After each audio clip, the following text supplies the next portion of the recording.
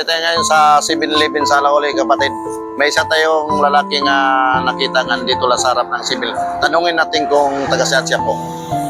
Taga-saan kayo, Brad? Tiga-ano po ako, tiga-Olonga po ako. May pamilya ka doon sa inyo? Meron pero patay na raw siya, si Pulina Fernandez. May mga anak kayo po? Wala po akong asawa. Anong pangalan mo tayo? Fernando Fernandez Bandung Jr. Fernandez Bando? Bandung. Tapos pero po, bigla na lang nag-iba. Hindi raw ito nakapangalan, John naman daw. John Pumilla Bandung. Ilan taon na kayo po? 51 years old na po ako. Kasi ang birthday ko po, August 18, 1978. Kumain na kayo? Manap ako, nilibos po ako doon.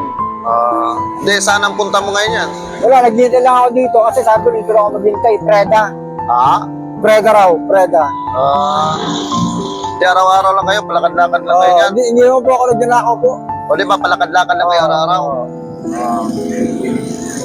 Kung ano, sana kung saan yung pamilya, pwede kita ihatid sa inyo kung taga-saan ka. Pero hindi ka raw sa tunay na mami. Ang tunay ka raw ang mami, Lolita Bon Pumilla.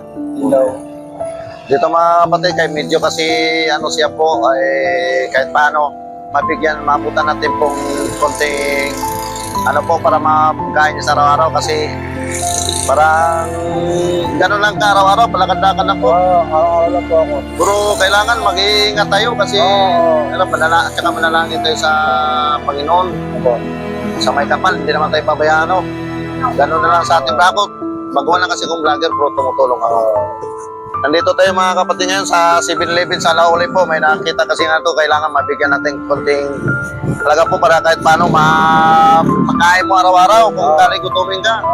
Bigyan niyo po ako pera. Oo. Masagapin ko yan.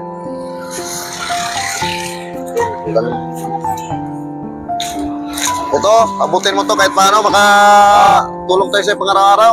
Sige. Pasensyahin mo na kasi baguhan lang kasi kung vlogger. Opo. Akala ko Bisaya din kasi. Dalawa doon po pangalan ko eh. Dalawa po. Ang pangalan ko, Fernando Fernandez Bandung Jr. Dami kang pangalan. Tapos pangalan ko, John Pumilla Bandungin the Port. Naman po. Bili mo mo yung pagkain yan. Opo, binibili ko po. Hindi po ako nag-drugs po. Ito mga kapatid, may sa kahit paano matulungan natin, mabigyan natin kunting tulong po. Bonbon, ganun daw. Kahit hindi siya gano'ng kausap po, kailangan kahit sa kunting halaga, mabigyan. Alis na kami, gabi na, hanggang dito na. Sige po. Dito na, hanggang dito lang mga kapatid, maraming salamat po.